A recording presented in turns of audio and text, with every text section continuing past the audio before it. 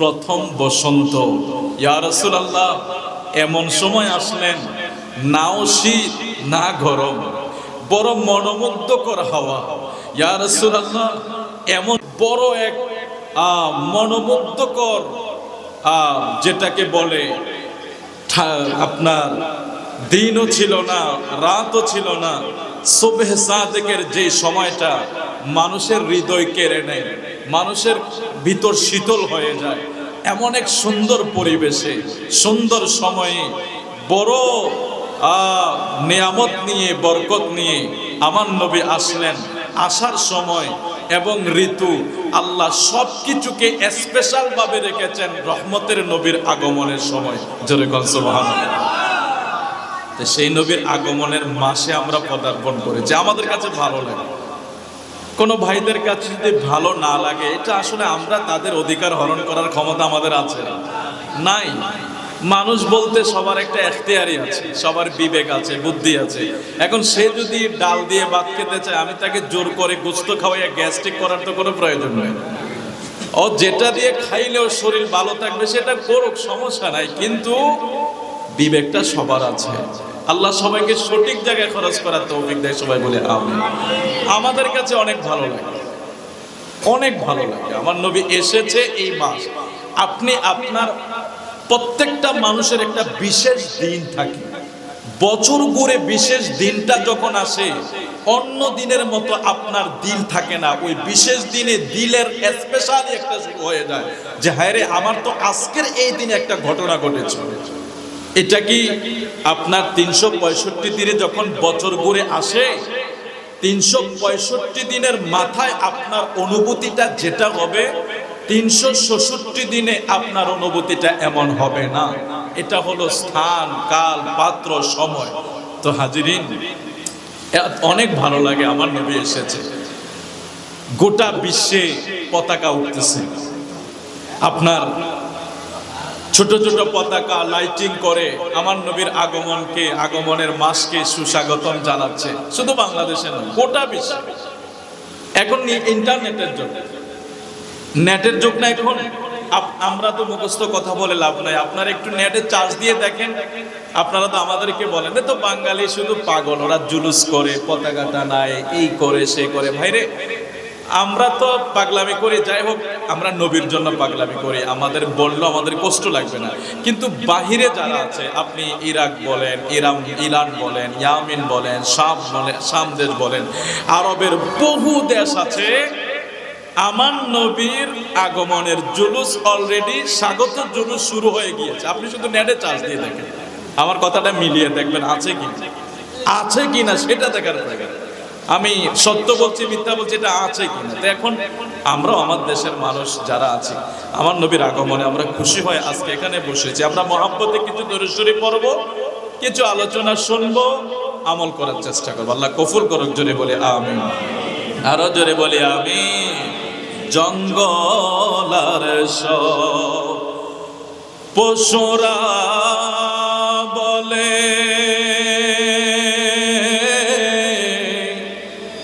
আজকে মোদের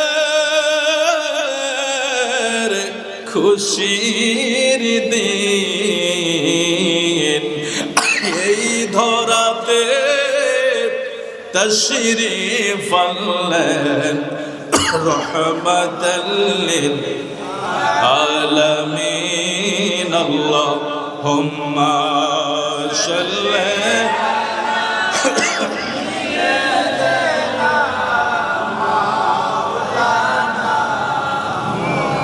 মুহাম্মাদ ওয়া আলা আলিহি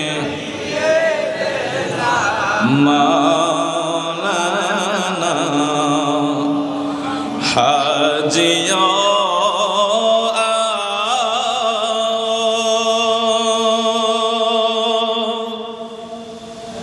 শাহনে শাকা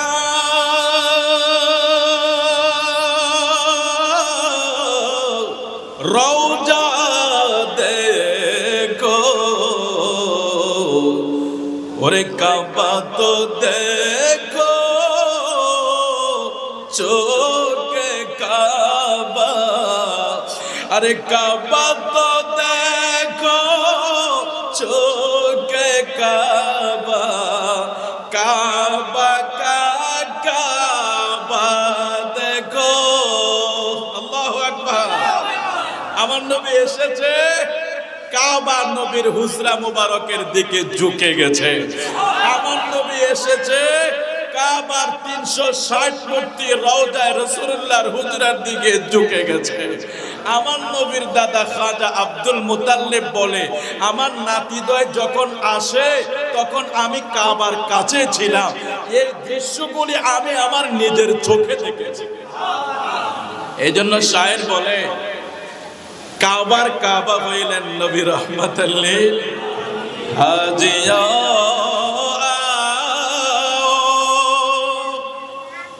शहंशाह का रौजा देखो, अरे काबा तो देखो चोके काबा, अरे काबा तो देखो चोके काबा, काबा का काबा देखो।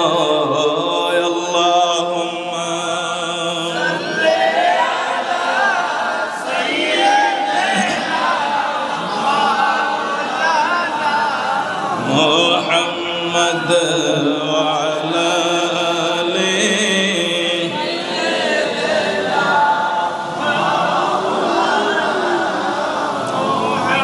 سبحان الله والحمد لله لا إله إلا الله سبحان الله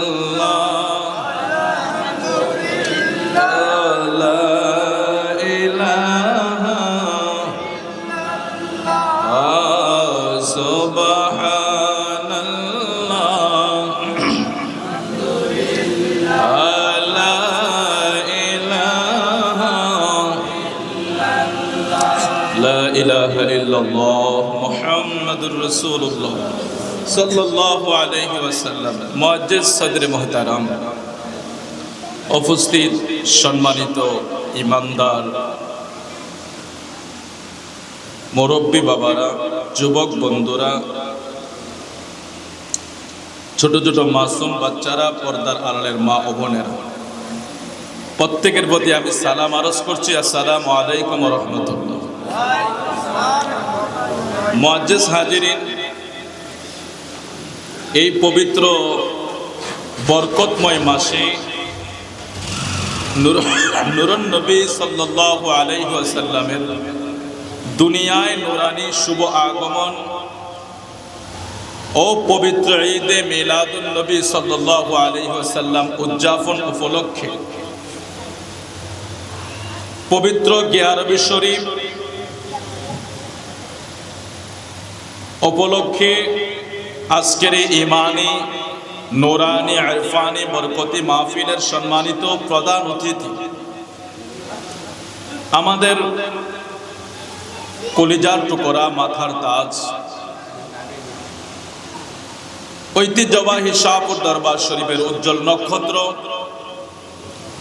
আলে রাসূল সাল্লাল্লাহু আলাইহি সাল্লাম, আওলাদে গৌস পাক, রাহনুমায়ে শরীয়ত তরিকত, মহান আধ্যাত্মিক সাধক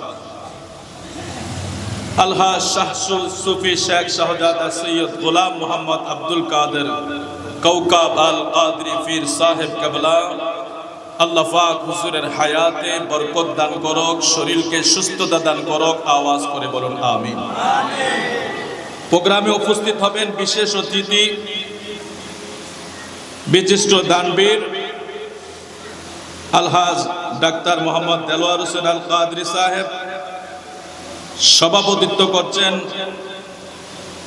শ্রদ্ধাভাজন আলহাজ মোহাম্মদ হারুনুর রশিদ। তাকরীর পেশ করে গিয়েছেন আমার প্রিয় ভাই, বিশিষ্ট ইসলামী চিন্তাবিদ, সুমধুর কণ্ঠের অধিকারী মুফতি কাজী কাউসার আহমদ বিন মালেক কাদরি সাফুরি সাহেব সহ আজকের এই খানকায় সুবানিয়া কাদরিয়া শাহপুর দরবার শরীফের এই অনুমোদিত এই খানকা শরীফের যারা তত্ত্বাবধানে আছেন, বিশেষ করে গিয়ারবি শরীফের মাহফিলটা যারা অনেক কষ্ট করে শুরু করেছেন, যেটার প্রথম পর্যায়ে আমি এসেছিলাম, আমাদের অনেক ভাইয়েরা এখানে, যে সবুজ ভাই আছে, আলমগীর ভাই আছে, ডাক্তার কামাল ভাই আছে, তারপরে শাহিন ভাই তো আছে, সবার নাম আমার জানা নাই। তারপরও বিশেষ করে বউবাজারে যারা আমার প্রিয় নবীকে ভালোবাসে, মহব্বত করে, তারা মিলেমিশে আমার নবীর একটা প্রেমের বাগান সাজাতে চেয়েছে। এখানে কোনো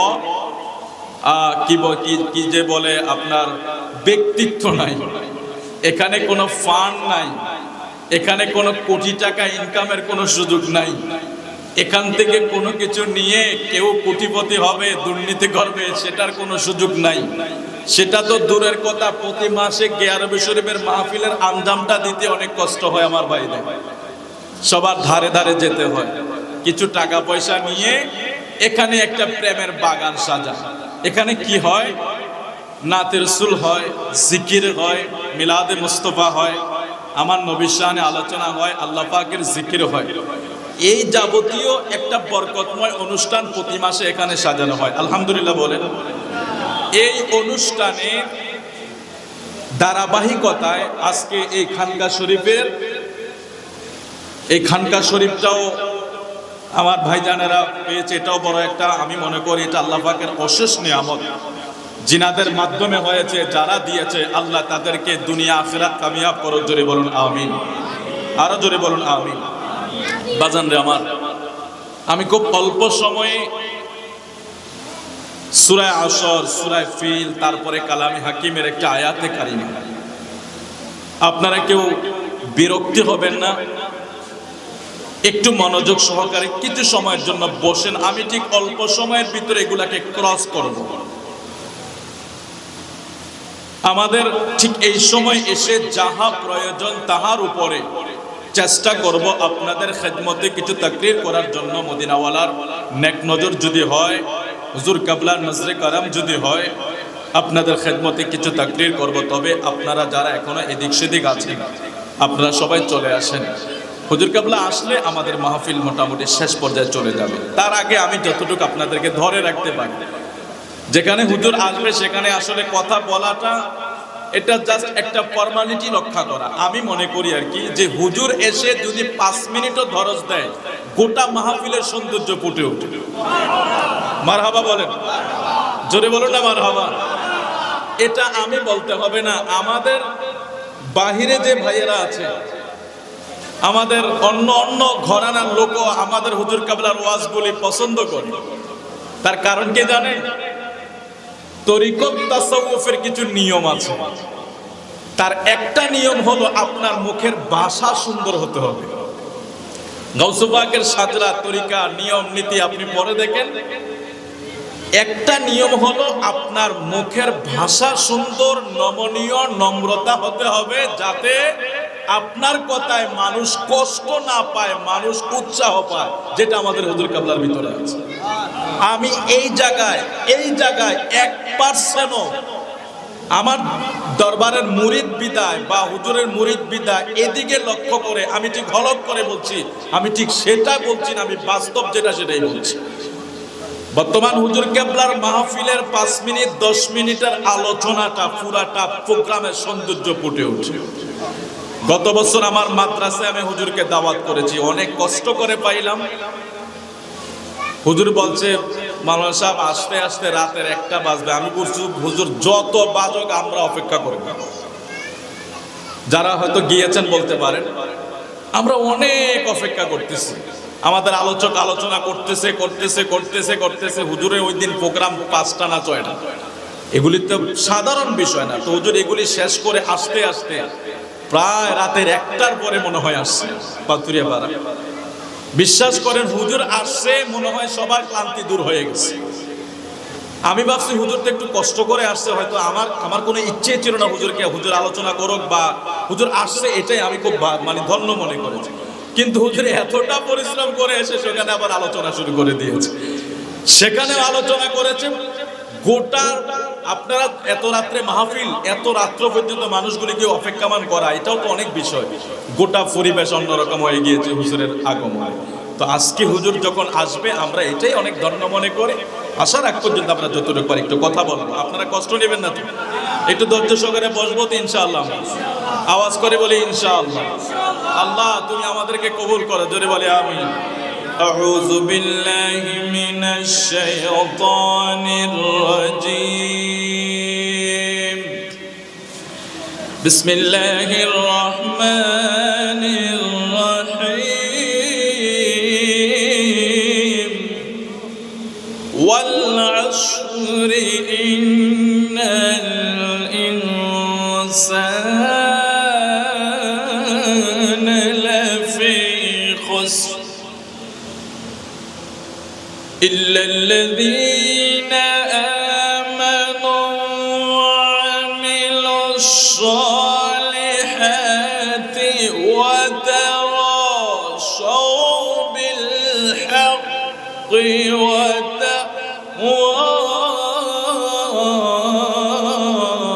وتواصوا بالصبر الله أكبر আওয়াজ করে বলুন মারহাবা। আল্লাহ এই ছোট্ট এক সূরা আল্লাহ প্রথম বলছেন ওয়াল আসর, আমি সময়ের কসম খাইলাম। আমি সময়ের কসমকে বলছি।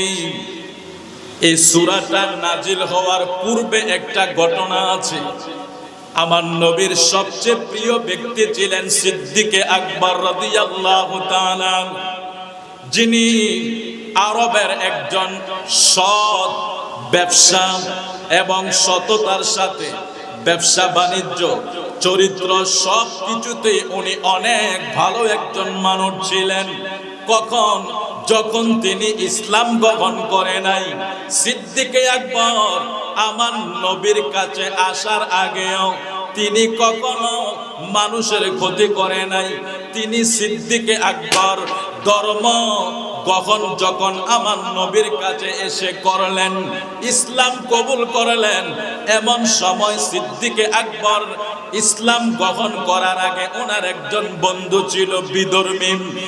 ধর্ম গ্রহণ করার পরে আবু বকর সব সময় নামাজে, আমার নবীর দরবারে, ব্যবসার দিকে মনোযোগ নাই, টাকা পয়সার দিকে মনোযোগ নাই। ওই বিধর্মী বন্ধু আবু বকরকে ডেকে বলছে, রে বন্ধু, রে ভাই আবু বকর, তুমি এমন একটা কাজে যোগ দিয়েছ, এমন একজন ব্যক্তির কাছে তুমি যাও যে ব্যক্তির কাছে যাওয়ার কারণে ব্যবসায় লস হচ্ছে। মনোযোগ আছে তো? যেই নবীর কাছে যাওয়ার কারণে ব্যবসায় লস হচ্ছে, টাকা পয়সা কমে যাচ্ছে, অর্থ সম্পদ তোমার ঘাটতি আছে। আবু বকর, তুমি কি এক ধর্ম গ্রহণ করলা, কি এক নবীর কাছে তুমি রওনা হইলা, যেখানে যাওয়ার কারণে তুমি দিন দিন লসের পথে, ক্ষতির পথে, ব্যবসা ভালো না, অর্থনৈতিক অবস্থা ভালো না। আমার আল্লাহ বলে আমার কাছে ওই বিধর্মীর কথাটা ভালো লাগলো না। এই সূরাটা আল্লাহ নাজিল করে দিয়েছেন সিদ্দিকে আকবরের জন্য। সুবহানাল্লাহ। আল্লাহ বলে ওয়াল আসরি, আমি সময়ের কসম খাইলাম। আল্লাহু আকবার। আচ্ছা, আল্লাহ যখন কসম খায়, ওরে ভাই আমরাও তো সাধারণ মানুষ, যখন একজন আরেকজনের কসম খাই, ভাই ভাই কসমের দরকার নাই, আমারটা আমি, তোমারটা আমি পরিশোধ করে দেব। আমরা কসমরে অনেক সময় ভয় পাই না? যখন কেউ কোরআন নিয়ে বিভিন্ন কিছু নিয়ে কসম খায় না, তখন হুজুরের কাছে দৌড় পারি আমরা, হুজুর আমার ছেলেটা কসম খাইয়া বলাইছে, এখন কি করা? মানে কসম শব্দটাই থাকি, আমরা বেশি দূরে যাই না। এখানে আমরা একটা ভীতি অনুভব করি, একটা ভয় অনুভব করি। আচ্ছা, যিনি মালিক তিনি যখন কসম খেয়ে ফেললেন, তাহলে বিষয়টা কতটা জটিল আমরা একটু সামনের দিকে যাই। ওয়ালা আসরি, আল্লাহ বলে আমি সময়ের কসম খাইলাম। কেন সময়ের? এটার একটা বিস্তারিত গেলে সামনে বাড়তে কষ্ট হবে, আমি খুব শর্টলি যাচ্ছি। ওয়ালা আসরি, আমি সময়ের কসম খেয়ে বললাম, ইন্নাল ইনসানা লাফি খুসর, নিশ্চয় যারা মানুষ এরা ক্ষতিগ্রস্ত। জোরে কোন নাউজুবিল্লাহ। এখন আল্লাহ ওই যে আবু বকরকে ওনার বিদর্ভী বন্ধু বলেছে তুমি ক্ষতিগ্রস্ত। আল্লাহ এই অনুযায়ী আয়াত নাজিল করে বলছেন ওয়ালা আসরি, আমি আল্লাহ সময়ের কসমকে বললাম, ইন্নাল ইনসানা, নিশ্চয়ই যারা ইনসান অর্থাৎ যারা মানুষ, লাফি খুস, এরা ক্ষতিগ্রস্ত, এরা ধ্বংসযজ্ঞ। এ বন্ধু, এখানে কি এক বুঝার বিষয়, আল্লাহ কোন জায়গায় আল্লাহ যখন বলছে বান্দা নামাজ পড়ো বলছে ইমানদারকে, বলছে রোজা রাখো ইমানদারকে, যাকাত দাও ইমানদারকে, কিন্তু এই জায়গায় আল্লাহ ইমানদার শব্দটা ব্যবহার না করে আল্লাহ শুধু ব্যবহার করলেন ইন্নাল ইনসান, নিশ্চয়ই যারা মানুষ। তার মানে আল্লাহ ইমানদার বলে নাই, মানুষ বলেছে। এখন মানুষ, ও ভাই ওবামাও তো মানুষ, ইমানুয়েল ম্যাক্রো মানুষ, ডোনাল্ড ট্রাম্পও মানুষ, বাংলাদেশে আমরা যারা মুসলমান আমরাও মানুষ, যারা বিধর্মী তারাও মানুষ। মালিক তুমি কেন ইনসান বললা? আল্লাহ বলে যারা শুধু মানুষ তারা ক্ষতিগ্রস্ত, যারা শুধু মানুষ তারা ক্ষতিগ্রস্ত, তারা ধ্বংসপ্রাপ্ত। পরবর্তী আয়াতে আল্লাহ সমাধান দিচ্ছেন। এখন এখানে শুধু মানুষের কথা বলার কারণ হইল মানুষ এক জিনিস, ইমানদার আরেক জিনিস। সুবহানাল্লাহ। ডোনাল্ড ট্রাম্প মানুষ, বুশও মানুষ, ম্যাক্রো মানুষ, তারপরে জেলানস্কিও মানুষ, বিধর্মী যারা তারাও মানুষ, মুসলমান যারা তারাও মানুষ। আল্লাহ এখানে শুধু মানুষের কথা উল্লেখ কইরা বললেন, বুঝাইলেন আবু বকর সিদ্দিক রে, রে আবু বকর, ওই আপনার বিধর্মী ধর্মী সে তো শুধু মানুষ, সে তো ইমানদার না। সুতরাং যারা ইমানদার না তারা শুধু মানুষ, তারা ক্ষতিগ্রস্তের দিকে। তবে যারা ইমানদার, আল্লাহ পরবর্তী আয়াতে বলে দেয় ইল্লাল্লাযিনা আমানু, যারা ঈমান এনেছে তাদেরকে সারা। আরেকটু জোরে কোন সুবহানাল্লাহ। ইন্নাল ইনসানা লাফি খুস, নিশ্চয়ই যারা মানুষ তারা ক্ষতিগ্রস্ত, তারা ধ্বংসপ্রাপ্ত।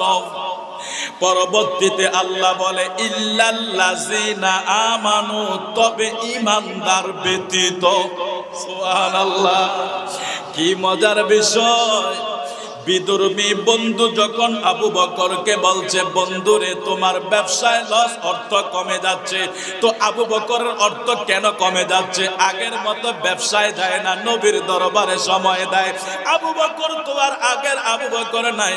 আমার নবীর কাছে ধর্ম কখন কইরা, সে তো ইমানদার হইয়া গেছে।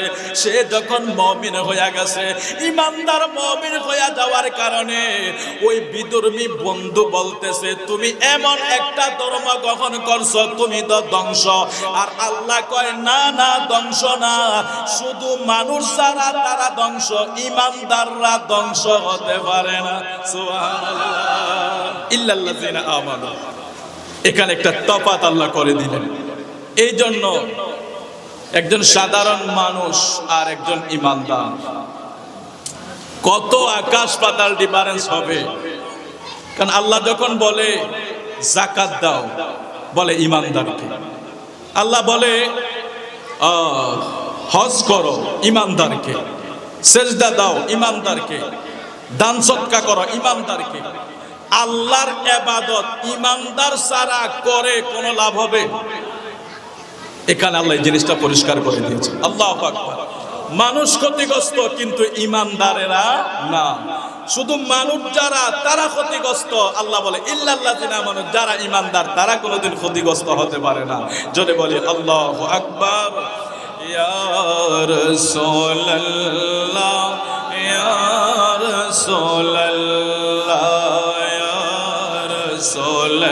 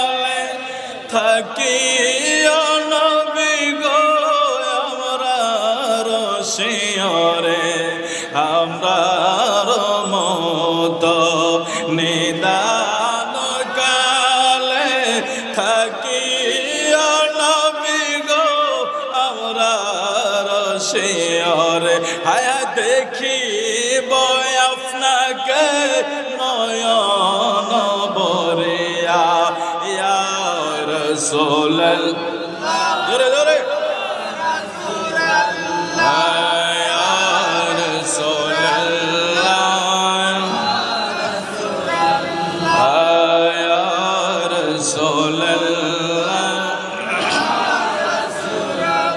শুনেছি হাদিসে দেখিলে আপনাকে জীবনের গোনা জড়িয়া পড়ে।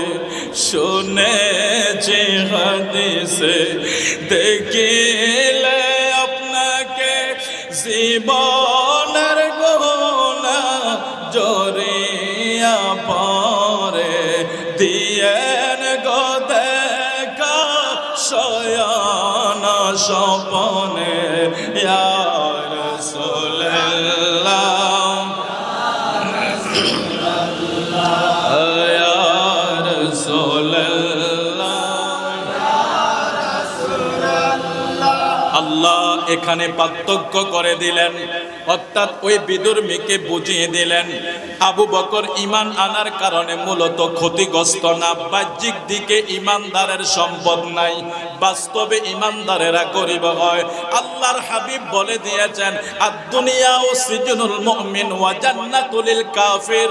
যারা দুনিয়ায় কাফের হবে এদের জন্য দুনিয়াটা হইল বালাখানা জান্নাত, আর যারা মুমিন হবে মুমিনের জন্য দুনিয়াটা হইল দুজক। মুমিনের জন্য কষ্টের জায়গা, মুমিনের জন্য পরীক্ষার জায়গা। যারা কাফের হবে এরা ভালো ভালো জায়গায় থাকবে, ভালো পোশাক পরবে, ভালো পরিবেশে জীবন যাপন করবে, কিন্তু মুমিনেরা সেটা করতে পারবে না। আল্লাহ এই জায়গায় আবু বকর সিদ্দিকের মাধ্যমে গোটা জাতিকে মেসেজ দিয়া দিলেন, শোনো, ওই সিদ্দিকে আকবরের মাধ্যমে আমি বুঝাইয়া দিলাম বিধর্মীরা যদিও মনে করে তোমাদের সম্পদ না থাকার কারণে তোমরা ক্ষতিগ্রস্ত, আল্লাহ বলে না, কোন ইমানদার কোন মুমিন ক্ষতিগ্রস্ত হতে পারে না। যারা ইমানদার তারাই সফল। যেরকম সুবহানাল্লাহ। আল্লাহ বলে যারা ইমানদার তারাই সফল। قد أفلح المؤمنون الذين هم في صلاتهم خاشعون। আল্লাহ বলছে ওই মুমিনেরাই সফল, ওই মুমিনেরাই সফল যাদের নামাজের ভিতরে বিনয় আছে, নম্রতা আছে, ভদ্রতা আছে, যাদের নামাজের ভিতরে খুশু খুদু আছে, ওই মুমিনেরাই সফল হবে। অর্থাৎ ইমানদারেরাই সফল, আর যারা বেঈমান তারা কোনোদিন সফল হতে পারবে না। এদের সফলতাটা হলো সাময়িক সময় দুনিয়ার জন্য, আর ইমানদারের সফলতা পরকাল চিরকালের জন্য। সুবহানাল্লাহ। তারপরে আল্লাহ বলছেন ইল্লাল্লাযিনা আমানু, ইমানদারের বিষয়টা আল্লাহ পরিষ্কার করে দিলেন। তারপরে আল্লাহ বলছেন কারা ইমানদার, ইল্লাল্লাযিনা আমানু ওয়া আমিলুস সলিহাত, ঈমান এনেছে, ওয়া আমিলুস সলিহাত এবং আমল করেছে। ইমানদাররা আমল করবে না অন্যরা করবে? কে করবে? আল্লাহ বলছেন ইল্লাল্লাযিনা আমানু, ঈমানদার যারা, ওয়া আমিলুস সলিহাত এবং যারা ইবাদত করে, আমলে সলেহা করে, আমল বন্দেগী করে। তাইলে আল্লাহ আমাদেরকে বুঝাইলেন ঈমান আইনা করে বসে থাকা যাবে না, মসজিদে যাওয়া লাগবে। ঠিক কিনা বলেন? ঈমান এনে ঘরে বসে থাকা যাবে না, ফজরের নামাজ জামাতে পড়তে হবে। ঈমান এনে দুনিয়ার কাজে ব্যস্ত হওয়া যাবে না। আজান যখন পড়বে, আজান যখন পড়বে দুনিয়ার কাজ বন্ধ করে তুমি নামাজের জন্য দাঁড়িয়ে যাইবা। ইমানদারের কাজ হইল ঈমান যখন আনবা দুনিয়ার লস হইবে, দুনিয়া একদিকে ফালাইয়া আল্লাহর হুকুম আহকাম আমার নবীর তরিকা অনুযায়ী চলার জন্য তুমি আমি রেডি হইয়া যাইবা। এই জন্য আল্লাহ বলছে যারা ঈমান আনে এবং আমল করে, ওয়া তাওয়াসাউ বিল হক, সুবহানাল্লাহ বলেন, ওয়া তাওয়াসাউ বিল হাক্কি ওয়া তাওয়াসাউ বিস সবর, যারা সত্য কথা বলে এবং সবুর করে। ইন্নাল্লাহা মা'আস সাবিরিন, সবুরকারীদেরকে আল্লাহ বড় নিয়ামত দিবেন। ঈমানদার সবচেয়ে বড় একটা পরিচয় হলো ইমানদারের কাছে সবুর থাকতে হবে। দরকার আছে না নাই? যেটাকে আমরা ধৈর্য বলি। আচ্ছা, ধৈর্য যদি না থাকে, আমি খুব সহজে কিন্তু সুদের হিসাবটা শুরু করে দেব। ধৈর্য যদি না থাকে, আমি খুব সহজে ঘুষের হিসাবটা মিলাতে শুরু করব। ধৈর্য যদি না থাকে, আমি খুব তাড়াতাড়ি করে আমার এত টাকা দরকার, এতটা বাড়ি দরকার, এতটা ফ্ল্যাট দরকার, এত কোটি কোটি দরকার। ধৈর্য যদি না থাকে, তাইলে আমি ওই হালালের চিন্তা আর করব না, কিভাবে আমার আসে সেটা পেরেশানি থাকবে। নাউজুবিল্লাহ বলবেন। হক এবং সবুর, সত্য কথা বলা এবং ধৈর্য ধারণ করা, লাস্ট বিষয়টা বড় ইম্পর্টেন্ট। আপনাদেরকে আমি বলছি, আমিও নিজেও চিন্তা করি বা নিজেকেও পরিবর্তন করার জন্য আমিও আমাকে মেসেজ দিচ্ছি যে ধৈর্য এটা এক মহান বিষয়। ধৈর্য থাকবে না তো ধ্বংস অনিবার্য, ধৈর্য থাকবে না তো ধ্বংস অনিবার্য। তো আমরা এখন আমাদের জবান এটা একটা মূল্যবান জিনিস। কেউ বলে যে দোকানের শাটার থাকে, শাটার যখন খুলে তখন বোঝা যায় এটার ভিতরে কি কি সামান আছে। মানুষের এই ঠোঁট, এই জবান একটা শাটারের মতো। এটা যখন খুলে তখন মানুষ বুঝতে পারে তার ভদ্রতাটা কতটুকু আছে। তো এই জন্য এই দুই ঠোঁট এবং আমরা জবান দিয়ে যখন কথা বলি, আমরা অনেক সময় অধৈর্য হয়ে মানুষকে গালি দিয়ে দিই, জেনে না জেনে কাউ গীবত করে ফেলি, জেনে না জেনে মানুষের ক্ষতি করে ফেলি, জেনে না জেনে মানুষকে গালি দিয়ে দেই। মনে রাখবেন, গালি এটা বড় এক মহা পাপের বিষয়। বর্তমান সময় তো গালির ক্যান্টনমেন্ট চলছে। গালি যে যত বেশি দিতে পারে, সোশ্যাল হোক, আপনার সোশ্যাল মিডিয়া হোক, ইন্টারন্যাশনাল মিডিয়া হোক, ফেসবুক যেটা হোক, বন্ধু হোক, এত গালি ইউজ করে আপনার একবারে লো লেভেল থেকে উপরের লেভেলটা আমরা তো শুনি না, বেশিরভাগ স্বাভাবিক সাধারণ লেভেলে এত অসভ্য ভাষায় গালি দেওয়া হয়। গালির বিষয়টা কি জানেন? যদি আপনি কাউকে গালি দেন, যদি ওই ব্যক্তিটা এই গালির উপযুক্ত না হয়, অর্থাৎ আপনি বললেন আল্লাহ তার উপরে গজব করুক, নাউজুবিল্লাহ বলেন, এ কথা তো আমাদের মা বোনেরা অথবা আমরা একটু সহজেই বলে ফেলি, কিন্তু এটার প্রতিক্রিয়াটা কি শুনেলেন? আমার নবী বলছেন, কেউ যদি বলে অমকের উপরে গজব করুক, এই কথাটা যাকে বলেছে ওই ব্যক্তি যদি গজবের উপযুক্ত না হয়, সারাদিন এটা আকাশের উপরে ঘুরবে, শূন্যতে ঘুরবে। ঘুরার পরে যখন আপনি যাকে অভিশাপ দিয়েছেন তিনার উপরে যদি গজব করার ওই অপরাধ উনি না করে থাকে, তাইলে ওইটা ঘুরে ফিরে আপনার উপরে আল্লাহ ঢেলে দিবে। নাউজুবিল্লাহ বলেন। আমার নবী পছন্দ করতেন না। আমার নবী বলছেন, গুনাহ কবিরার ভিতরে কিছু গুনাহ আছে, তার ভিতরে একটা হলো নিজের মা বাবাকে গালি দেওয়া। নাউজুবিল্লাহ বলেন। আপনারা কি কষ্ট পাচ্ছেন নাকি? আমি সামনে ভাববো ইনশাআল্লাহ। মা বাবাকে গালি দেওয়া। তো আমার নবীর সাহাবীরা প্রশ্ন করলেন, ইয়া রাসূলুল্লাহ, কোন সন্তান কি তার মা বাবাকে কখনো গালি দেয়? এটা কি সম্ভব? ও ভাই, আমার নবী বলছেন, দেখো, সে তার মা বাবাকে গালি দিবে না, কিন্তু অন্য মা বাবাকে গালি দেওয়া, অর্থাৎ অন্যকে গালি দেওয়া মানে তোমার মা বাবাকে তুমি গালি দাও, নাউজুবিল্লাহ বলবেন না? আর সেটা গুনাহ কবিরা হয়ে যায়। আর সেটা যদি আপনি তওবা না করেন, আল্লাহ আমাদেরকে ক্ষমা করবে না। তাহলে আমাদের ওই যে আল্লাহ বলছে ওয়াতাওয়াসাউ বিল হাক্কি ওয়াতাওয়াসাউ বিস সাবর, কথা সত্য বলতে হবে, ধৈর্যের সাথে জিন্দেগি কাটাতে হবে। আমাদের জবান, আমাদের চলা, আমরা অনেক সময় আমরা এতটাই শক্তি আমাদের হাত দ্বারা, জবান দ্বারা, চলার দ্বারা কি যে আমরা করে ফেলি। আল্লাহ আমাদেরকে পরিবর্তন করে দেয়। এই দেশের মানুষ যদি আজকে ধৈর্য থাকতো, আমরা জীবন আরো অনেক উন্নতি হয়ে যাইতো। আল্লাহ আমাদেরকে ধৈর্যের সাথে, সত্যের সাথে আমাদের জিন্দেগি কবুল করুক যদি বলে আমিন। শেষ করে দিলাম, সামনে আর একটু বাড়ি। আল্লাহ বলছেন, বিসমিল্লাহির রহমানির রহিম, আলাম তারা কাইফা বিআসহাবিল ফিল।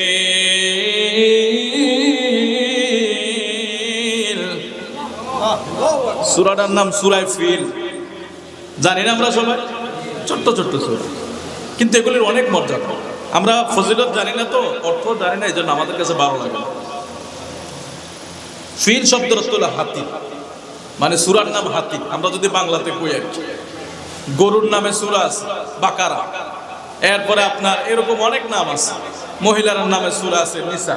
তো যাই হোক, আমরা যে সূরাটা এখন শুরু করলাম এটা হলো সূরা ফিল। তো ফিল শব্দের অর্থ হলো হাতি, তার মানে হাতির সূরা আমরা শুরু করছি। আল্লাহ বলছেন আলাম তারা কাইফা ফাআলা রাব্বুকা বিআসহাবিল ফিল। আল্লাহ আলাম তারা বলে কাকে ডাক দিচ্ছেন, একটু মনোযোগ দেন। আল্লাহ বলছেন হাবিব আপনি কি দেখেন নাই? সুবহানাল্লাহ বলেন। কিছু বের করার চেষ্টা করি। আল্লাহ বলছেন হাবিব আপনি কি দেখেন নাই? এরকম একটা প্রশ্ন আমি কখন করতে পারবো? যখন আমার সবুজ ভাই একটা ঘটনা আগে থেকে যদি জানে, আমি ওনাকে এভাবে বলতে পারবো ভাই আপনি কি দেখেন নাই গত মাসের গিয়ারবি শরীফে কি ঘটেছে? কথা বলার ধরন দেখেন।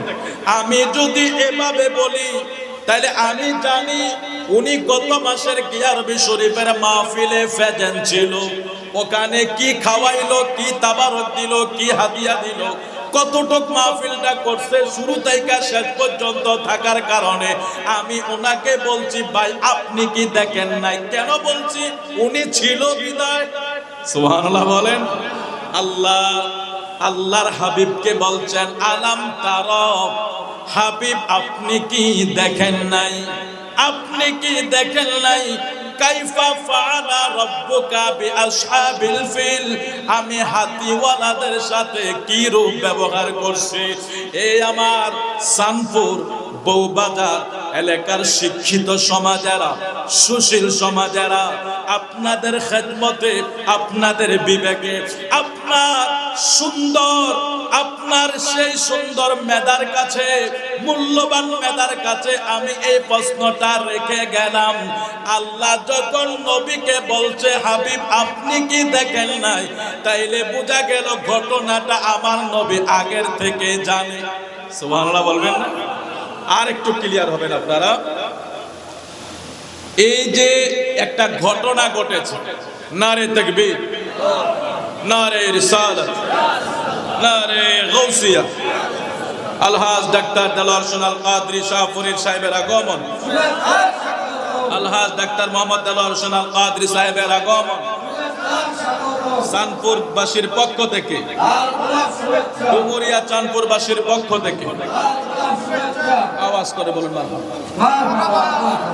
মাশাআল্লাহ। আমাদের সম্মানিত বিশেষ অতিথি আমাদের মঞ্চে উপস্থিত হয়েছেন, আশা করি হুজুর কাবুল কিছুক্ষণের ভিতরে চলে আসবে। আল্লাহ আমাদেরকে ধৈর্যের সাথে কবুল করুক, যদি বলি আমিন। আমি কথা করি খুব শর্টলি বলি। আচ্ছা, একটা ঘটনা ঘটেছিল, হাতিওয়ালাদের নিয়ে একটা ঘটনা ঘটেছিল। এই ঘটনাটা কখন হয়েছে কিছু মতভেদ আছে।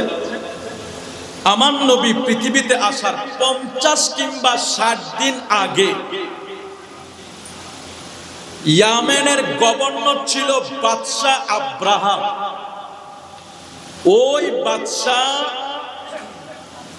দেখলেন যে প্রতি বছর হজের জন্য বাইতুল্লাহ কাবায় হাজার হাজার মানুষ যায়।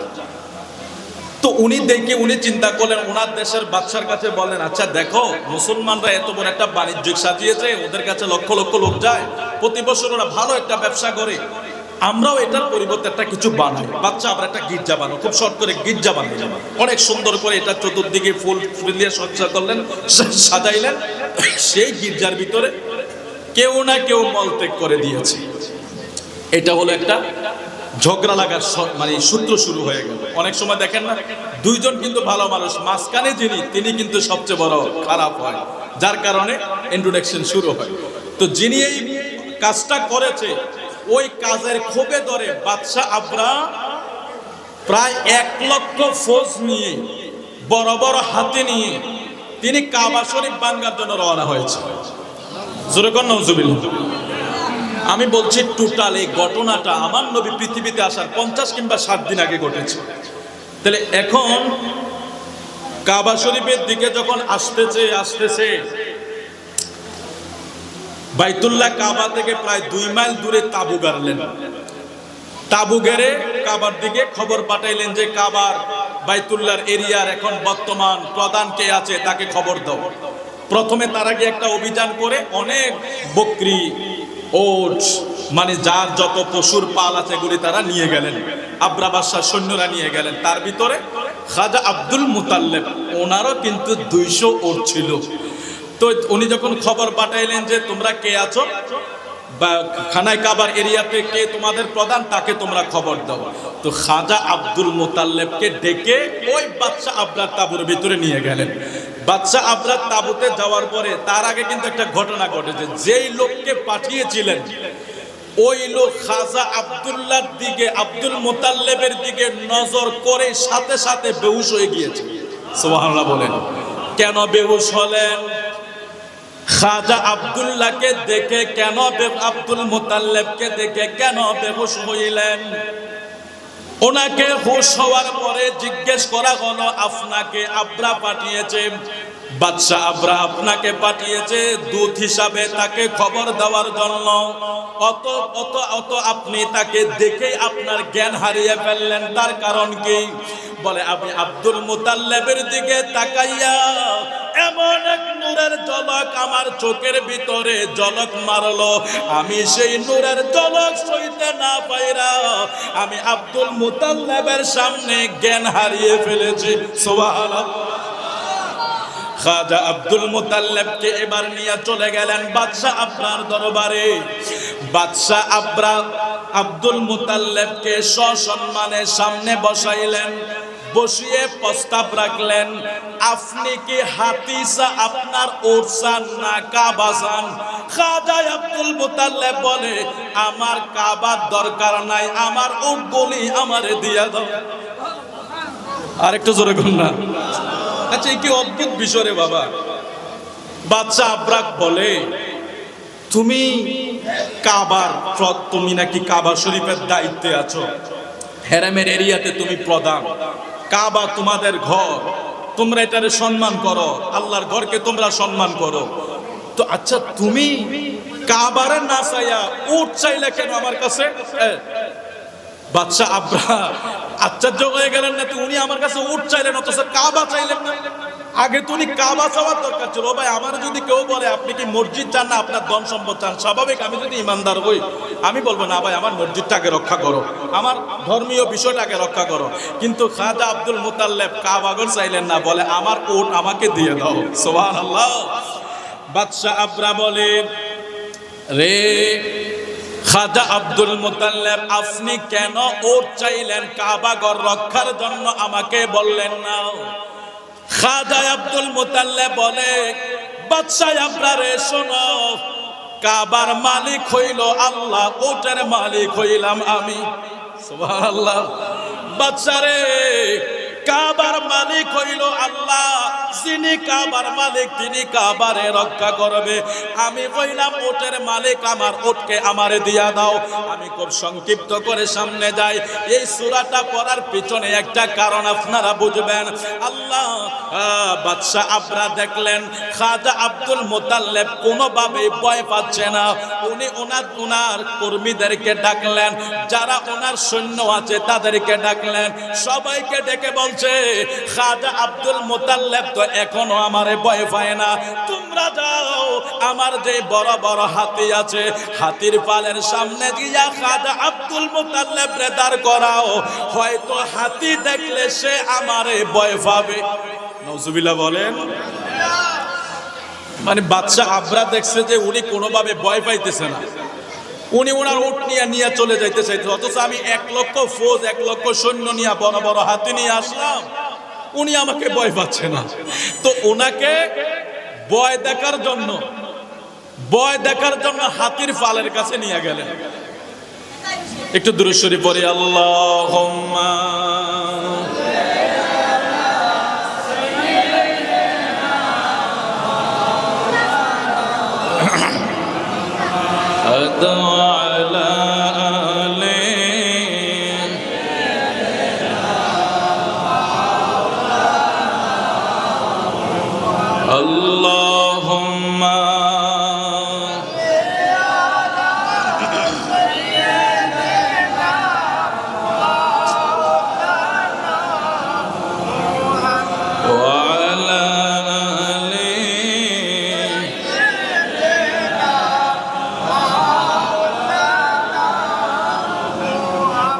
খাজা আব্দুল মুতাল্লিব যখন হাতির পালের কাছে গেলেন, হাতির পালে সবচেয়ে বড় উঁচা লম্বা একটা হাতি বাদশা আবরা এনেছিল কাবা ঘরকে ভাঙার জন্য। ওই বিশাল হাতি খাজা আব্দুল মুতাল্লিবের সামনে দাঁড়ায়া চোত্রাটারের নিচে করে আব্দুল মুতাল্লিবের কদমে সালাম জানায়, কদম বুসি করে। সুবহানাল্লাহ। হাতির জবান খুলে গেল, হাতির জবান খুলে গেল। হাতি ডেকে বলল, রে খাজা আব্দুল মুতাল্লিব, আপনি তো শুধু খাজা আব্দুল মুতাল্লিব না, দুনিয়ার বাদশা আপনারা যদিও আপনারে না চিনে, আমি হাতির সামনে আপনি যখন দাঁড়াইলেন, আপনার কপালের দিকে তাকাইয়া আমি এমন একটা নূর দেখতে পাইলাম, ওই নূরটা হইল নূরে মুহাম্মদ। সূরা কোন সুবহানাল্লাহ। আব্দুল মুতাল্লিব রে, দুনিয়ার মানুষেরা আপনারে চিনে না, অথচ আমরা চার পায়া জানোয়ার হওয়ার পরেও আপনি যখন আমার সামনে দাঁড়াইলেন, আপনার মাঝে যে নূরে মুহাম্মদী বিরাজ করছে, আমি হাতি হইয়াও সেটা আপনার কপালে দেখতেছি। সুবহানাল্লাহ। সেখান থেকে চলে আসলেন বাদশা আবরারের প্রস্তুতি, কাবাঘর ভেঙে দিবে। এমন সময় খাজা আব্দুল মুতাল্লিব বলেন, ঠিক আছে, এই মক্কাবাসী তোমরা সবাই পর্বতের উপরে চলে যাও, কারণ বাদশাহ কাবাঘর ভাঙতে আসবে। যার যার জানের হেফাজত তোমরা করো, তোমরা সবাই চলে যাও। খাজা আব্দুল মুতাল্লিব আসলেন কাবাঘরের কাছে, কাবাঘরটা ধইরা আল্লাহকে ডাক দিলেন, আল্লাহ তোমার ঘর, তুমি মালিক, তোমার ঘর যদি ওরা ভেঙে দেয় তাইলে ওরা এখান থেকে একটা বিজয় হইয়া চলে যাবে, তো তুমি তো মালিক, তুমি মহান ক্ষমতার অধিকারী।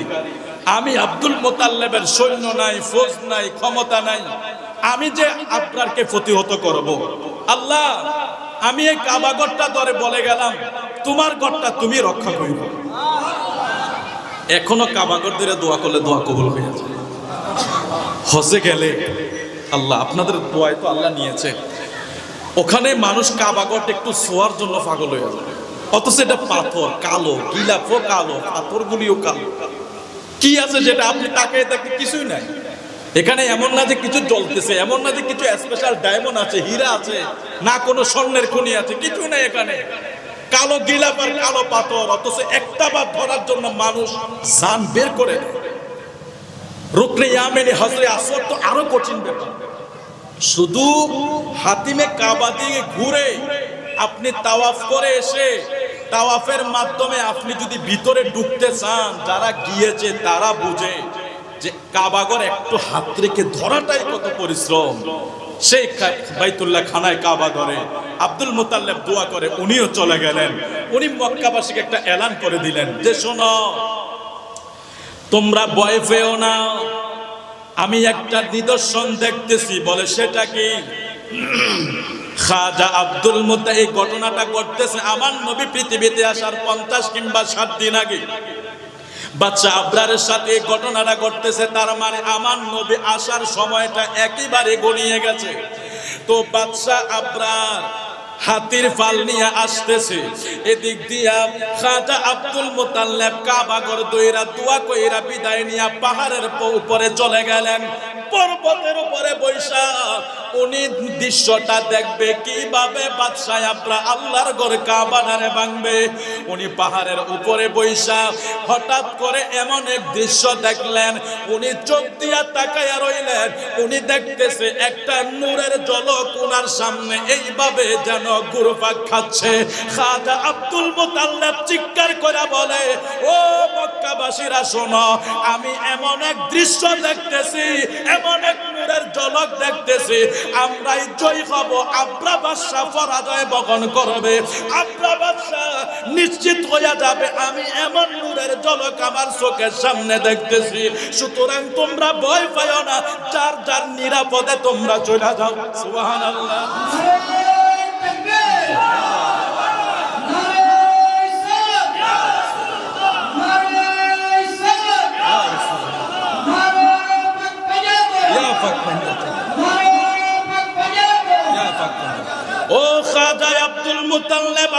কি নূরের ঝলক দেখলেন? বাদশা আবরারেরা 1 লক্ষ ফৌজ নিয়ে আসতেছে, হাতির পাল নিয়ে আসতেছে, কাবা ঘর ভাঙবে। আল্লাহ কি পাঠাইবে এটা পরের বিষয়। আল্লাহ কি পাঠাইবে এটা কি আব্দুল মুত্তালিব রে বলছেন? না, বলে নাই। এটা আল্লাহকে বলে গেছে, আল্লাহ তোমার ঘর তুমি চাইবা, তুমি আর আমি চলে গেলাম। এটা বলে তো উনি পাহাড়ের উপরে চলে গেছে, ওখানে বসে আছে। তো উনি যেটা দেখলেন, উনি দেখে কাবা ঘর এরিয়ার মানুষকে বলছে তোমরা ভয় পাইও না, আমি যেটা দেখেছি এটা এক নূরের ঝলক ঘুর পাচ্ছে। ও খাজা আব্দুল মুত্তালিব, আপনি কোন নূর দেখলেন? আব্দুল মুত্তালিব জবাব দেয়, যে নূরে মুহাম্মদী আমার মাঝে বিরাজ করছে, ওই নূরে মুহাম্মদের ঝলক দেখছি আমি ঘুরতেছে। আমার বিশ্বাস এটা এমন এক পাওয়ারফুল নূর যেটার কারণে হাতিওয়ালারা আবরারেরা কাবা ঘর বাইতুল্লাহর কোনো কিছুই করতে পারবে না। আর ওই দিক দিয়ে আল্লাহ তো সৈন্য পাঠিয়ে দিছে। সুবহানাল্লাহ। তারমিহিম তয়রান আবাবিল, আবাবিল নামক কিছু ফাঁকি আল্লাহ পাঠাইয়া দিলেন। তাফসিরে জালালাইনে এসেছে ফাঁকি গুলি হলো সরই ফাঁকের সমান, অনেক বড়। হ্যাঁ, সরই ফাঁকি অনেক বড়। হাতিগুলার বর্ণনা আপনারা ভালো করে পড়লে একটু দেখতে পারবেন যে হাতিগুলা কত বিশাল বিশাল ছিল, অনেক বিশাল হাতি ছিল। আপনি বুঝেন না, বাদশা আব্দুল মুত্তালিবকে পাঠিয়েছে, উনি দেখলে ভয় পাবে। পাঠিয়েছে ওনাকে, দেখলে ভয় পাবে, তাহলে মানে কত বিশাল বিশাল হাতি ছিল।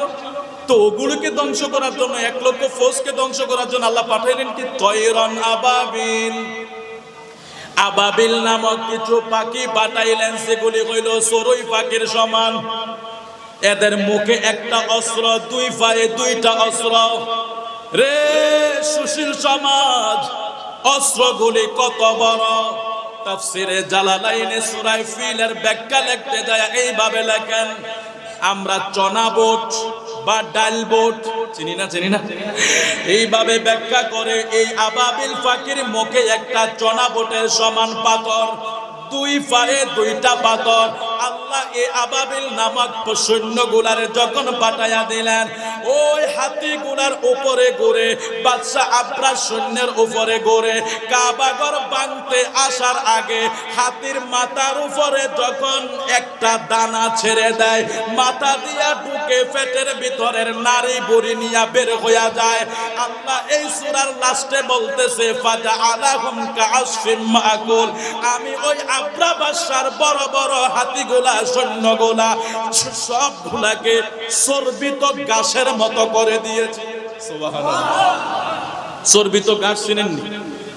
আমাদের গরু বকরি এরা যখন খাবার খায়, ঘাস খায়, ঘাস খাওয়ার পরে ওরা যখন মলত্যাগ করে, যে একটা আড়া আড়া অবস্থা হয় আর কি, আল্লাহ এটাই বুঝাচ্ছেন যে এদেরকে আমি এই ছোট ছোট চড়ুই পাখি আর ছোট্ট দানার মতো অস্ত্র দিয়া বড় বড় হাতির মাথায় ছেড়েছি। ফাজআলাহুম কাআসফিম মাকুল, এদেরকে মাটির সাথে চর্বিত ঘাসের মতো করে দিয়েছি, এদেরকে মাটির সাথে মিশিয়ে দিয়েছি এই বাইতুল্লাহ খানায় কাবা ভাঙতে আসার কারণে। তাহলে এখানে কয়েকটা বিষয়, একটা বিষয় হলো আব্দুল মুত্তালিব নূরের ঝলক দেখলেন, আরেকটা বিষয় হলো প্রথম আলাম তারা, হাবিব আপনি কি দেখেন নাই আমি কি রূপ ব্যবহার করেছি। এখন এই যে আল্লাহর এই কথাটার ব্যাগেটে কেউ যদি লেখে যে আমার নবী জানবে, আমার নবী কিছু জানে বা দেখে, এটা প্রশ্নই উঠে না। একটু জোরে বলুন না নাউজুবিল্লাহ। বাবা আমি খুব বিনয়ের সাথে বলছি আপনাকে, কেউ যদি আমার কথা আপনি ছুঁড়ে ফেলে দিতে পারেন, আমি কি ফেরেশতা নাকি যে আমারটা আপনি মানতে হবে? বিষয়টা তো এমন না। আমরা আসলে একটু এফেক্টেড হই বেশি, আমরা গবেষণা করতে চাই না। আমরা মনে করি উনি যেটা বলছে, আমি মনে করি আমি যা বলছি হকে বলে ফেলছি, আর যিনি আমাকে মানতে পারছে না উনি মনে করতেছে এটা উনি যেটা বলছে মিথ্যাই বলে ফেলেছে। এটা আমাদের এফেক্টেড যেটা আমরা বলি। আমরা যদি এখান থেকে সরে আসতে পারতাম, আমরা যদি একটু বিনয় হতে পারতাম। আমার কথাটা আপনি খেয়াল করুন, আল্লাহ এখানে বলছে আলাম তারা কাইফা ফাআলা রাব্বুকা বিআসহাবিল ফিল, হাবিব আপনি কি দেখেন নাই? এই যে দেখেন নাই একটা প্রশ্ন আল্লাহ করেছেন, এখন আল্লাহ এইভাবে কেন প্রশ্ন করলেন? প্রশ্নকর্তার প্রশ্ন করার ধরন দেখে স্বাভাবিকভাবে আমাদের জ্ঞান নয়, এটাই তর্জমা করে আমার নবী বাদশাহ আবরারের সকল ঘটনা নবী জানে বিদায়। আল্লাহ হাবিব আপনি কি দেখেন নাই? আরেকটু সামনে, وَكَذَلِكَ جَعَلْنَاكُمْ أُمَّةً وَسَطًا لِتَكُونُوا شُهَدَاءَ عَلَى النَّاسِ وَيَكُونَ الرَّسُولُ عَلَيْكُمْ شَهِيدًا।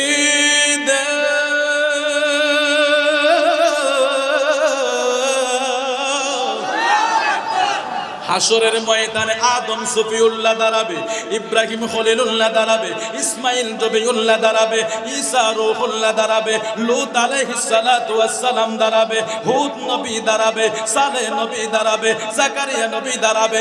সকল নবীরা যখন আল্লাহর হাইকোর্টে দাঁড়াবে, আল্লাহ প্রশ্ন করবে, ও আদম সফিউল্লাহ, ও ঈসা রূহুল্লাহ, ও মুসা কালিমুল্লাহ, ইব্রাহিম খলিলুল্লাহ, ইসমাইল জবিউল্লাহ, আমি তোমাদের কাছে জানতে চাই, তোমাদেরকে আমি একটা দায়িত্ব দিয়া দুনিয়ায় পাঠিয়েছিলাম। দায়িত্বটা হইল লা ইলাহা ইল্লাল্লাহ, আমি আল্লাহ ছাড়া কোনো মাবুদ নাই। এই কাজটা কি তোমরা ঠিকঠাক মতো করেছো?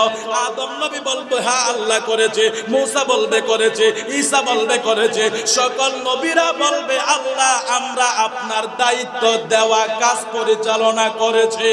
আল্লাহ বলে আমি এটা মানি না, প্রমাণ দেখাও। সুবহানাল্লাহ, নারে তাকবীর, নারে রিসালাত। হযরত মাওলানা মাহবুব রাজা আল কাদরী সাহেবের আগমন আল্লাহ কবুল করুক, জোরে বলে আমিন। মাশাআল্লাহ, হুজুর কিবলা যেখানে থাকে এখানে আলেম ওলামা হক্কানি লোকেরা যা, আল্লাহ কবুল করুক সবাইকে, জোরে বলুন আমিন। তো একটু দুরূদ শরীফ পড়ি, সালাতুন ইয়া বাবা। একটু সামনে আপনারা কষ্ট না নিলে যদি খালি জায়গা পূরণ করলে পিছনে তারা বসতে পারে। সালাতুন ইয়া রাসূল,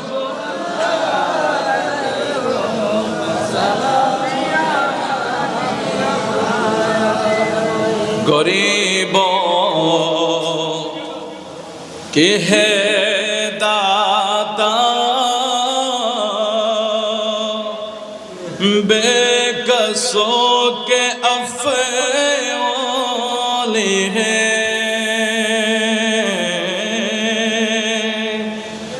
मोहब्बत अफ़ के दिल में है, लेकिन हाथों खाली है। गरीबों की है दाता,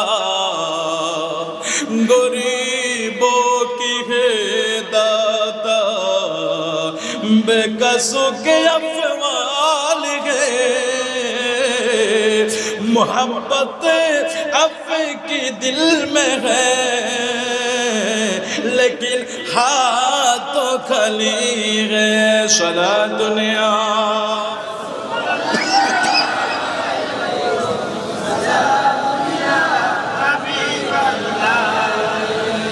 फुकारा है मदद को या नबी,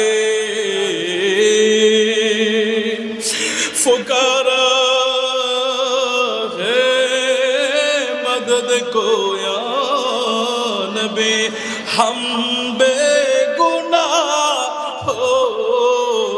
ने तुम्हारे दर पे जाके बिगे, तुम्हारे दर पे जाके बिगे, मंगे बादशाहों ने हमें भी आसरा है बस तुम्हारा या रसूल अल्लाह, या रसूल अल्लाह, या रसूल अल्लाह।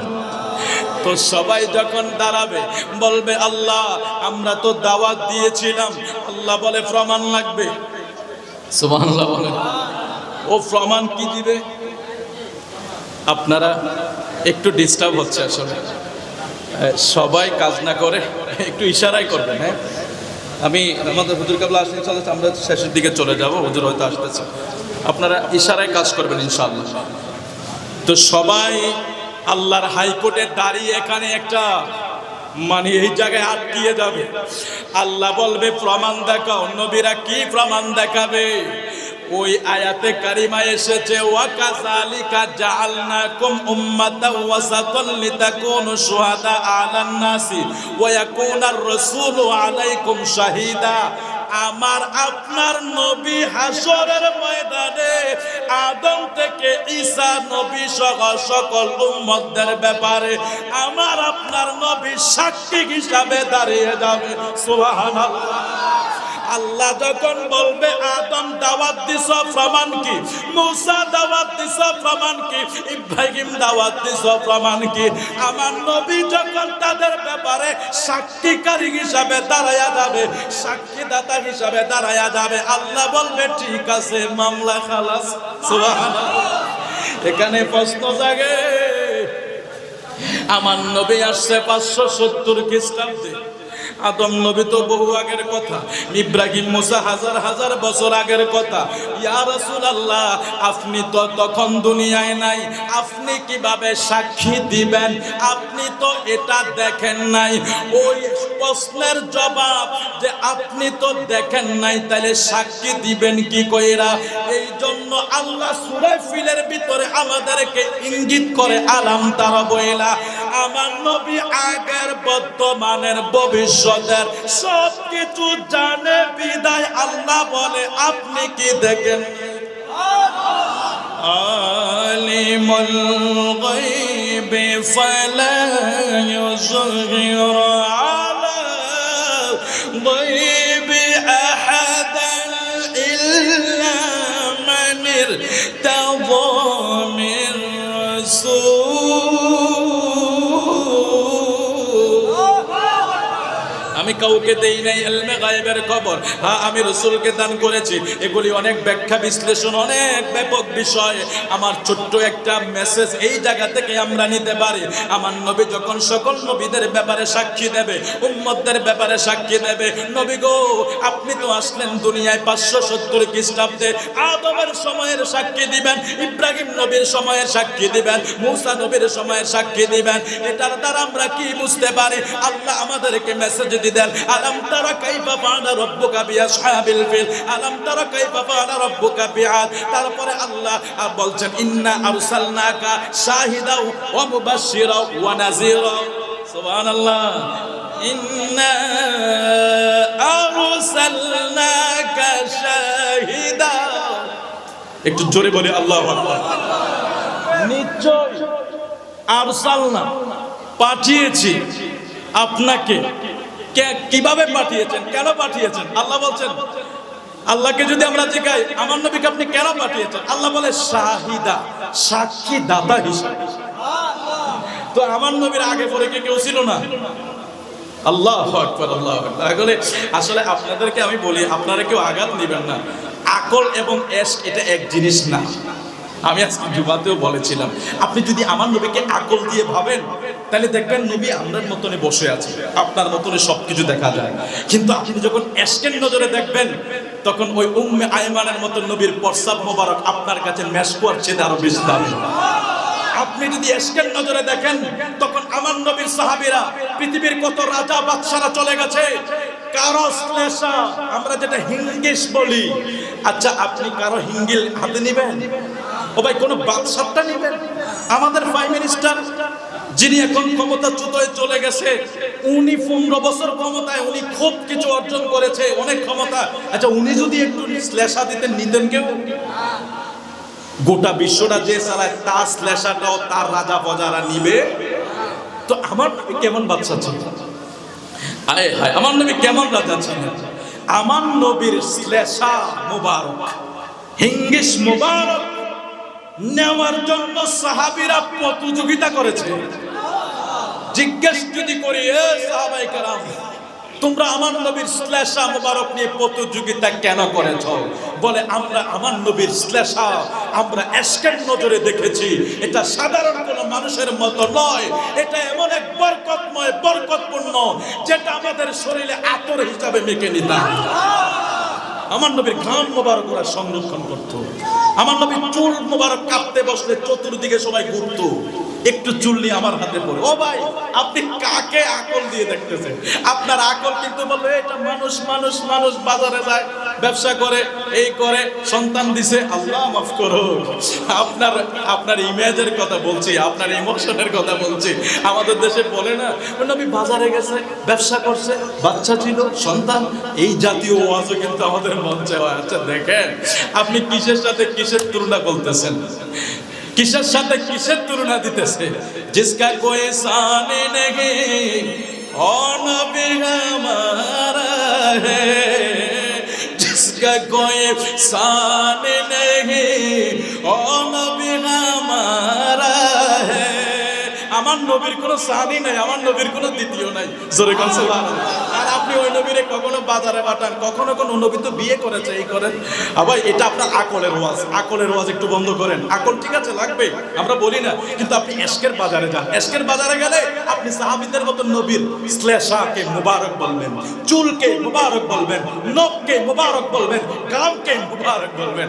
এটা ক্লাস পরিবর্তন করতে হবে। আপনি আকলের ক্লাসে দেখা পাবেন না রে বাবা। আল্লাহ আল্লাহ আমাদেরকে বোঝার তৌফিক দান করে উঠুন। বাজান রে আমার, তো বলছিলাম আল্লাহ বলছেন কে আমার নবীজিকে আল্লাহ সাক্ষীদাতা হিসাবে পাঠিয়ে দিলেন। এই সাক্ষীটা ওই যে আলাম তারা থেকে আমি এতটুকু বোঝাতে চেয়েছিলাম, আমার নবীকে আল্লাহ এলেম দিয়েছে, আমার নবীকে আল্লাহ জ্ঞান দিয়ে ভরপুর করেছে। আল্লাহর হাবিবকে বলছেন হাবিব, আল্লাহ বলছেন আমার বন্ধু এলমে গায়েবের খবর, গোপন খবর কাউকে জানাতে কৃপণতা করে না। ও আল্লামাকা মা লাম তাকুন তাআলাম। তারপরে আরেকটা বিষয় দেখেন, আমি একটু যেহেতু কথাটা উঠছে আমি একটু শেষ করে যাই। আর রহমান আছে না নাই? আল্লামাল কোরআন আছে নি? আল্লাহ বলে আর রহমান, তিনি হইল রহমান। আল্লামাল কোরআন, যাকে শিক্ষা দিলেন কোরআন। আচ্ছা, রহমানকে আল্লাহ না?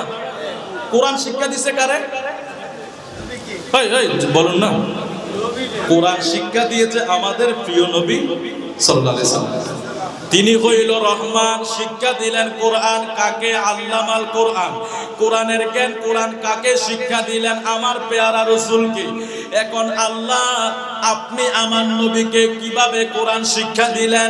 এই কোরআনকে যখন আল্লাহ শিক্ষা দিয়েছেন, কোরআন যখন আমার নবীর কাছে আল্লাহ পাঠাইলেন, কোরআনের ওস্তাদ স্বয়ং আমার আল্লাহ। আল্লাহ যখন কোরআন শিক্ষা দেয়, তাইলে বোঝা গেল আল্লাহ কিছু কিছু বাদ দিয়া শিক্ষা দিছে কোরআনের ভিতরে। যেন এখানে আরেকটা প্রশ্ন আছে যে কোরআনের ভিতরে কি কি আছে? আর রহমান আল্লামাল কোরআন, যে কোরআনটা আল্লাহ আল্লাহর হাবিবকে শিক্ষা দিয়েছে, ওই কোরআনের ভিতরে কি আছে একটু জানার দরকার আছে না? আমরা তো অনেক ব্যাপকভাবে জানি, অনেক কিছু আছে, কিন্তু আমরা একটু সংক্ষিপ্তভাবে জানি। 20 পারা 2 পৃষ্ঠার ভিতরে একটা আয়াত আছে, ওয়ামা মিন গায়বাতিন ফিস সামাই ওয়াল আরদি ইল্লা ফি কিতাবিন মুবিন।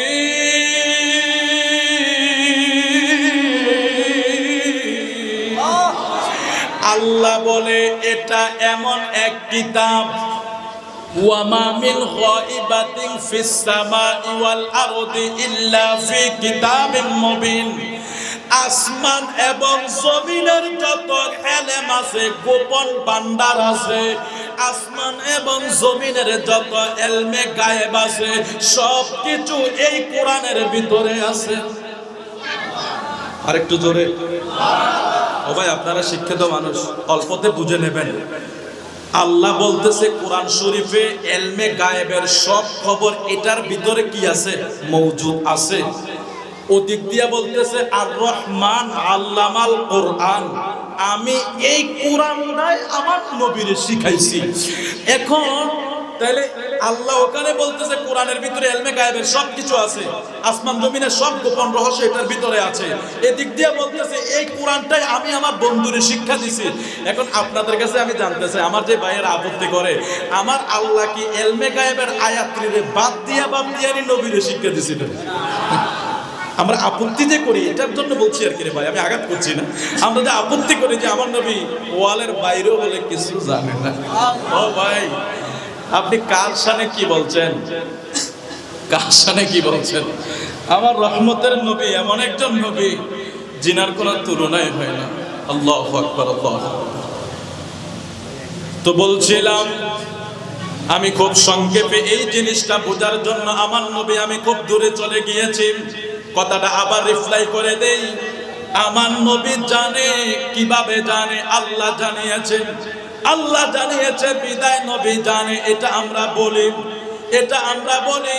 আল্লাহ বলেছে যেই কোরআনটা আমি আমার নবীর শিক্ষা দিয়েছি, ওয়া মা মিন গায়বাতিন ফিস সামাই ওয়াল আরদি ইল্লা ফি কিতাবিম মুবিন, এই কোরআনের ভিতরে ইলমে গায়েব, আসমান জমিনের গোপন খবর সব আছে, এটাই আমার নবীর শিক্ষা দিয়েছে।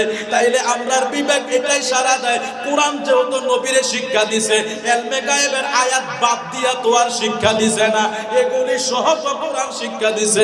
সুবহানাল্লাহ। না আল্লাহ বাদ দিয়ে শিক্ষা দিছে এরকম এটা কোনো সিস্টেম আছে নাকি? আল্লাহ তোকে এই কোরআনটারে শিক্ষা দিচ্ছে, আবার এটার ভিতরে এগুলি আছে। আল্লাহ আমাদেরকে বোঝার তৌফিক দেয়, এটা আমার নবীর এক শান, এটা আল্লাহ দিয়েছে। আল্লাহ বোঝার তৌফিক দেয়, জোরে বলে আমিন। আসুন সামনে বাড়ি।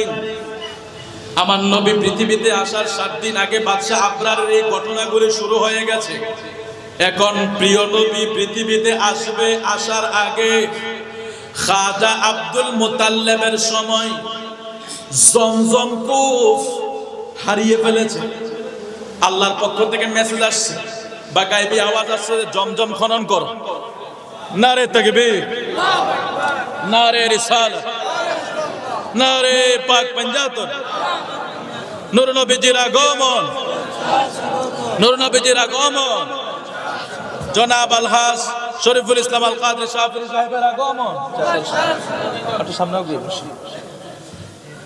সালাতুন ইয়া রাসূলুল্লাহ আলাইকুম,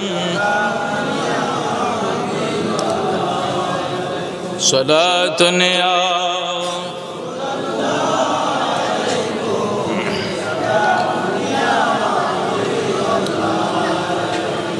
সালাতুন ইয়া রাসূলুল্লাহ।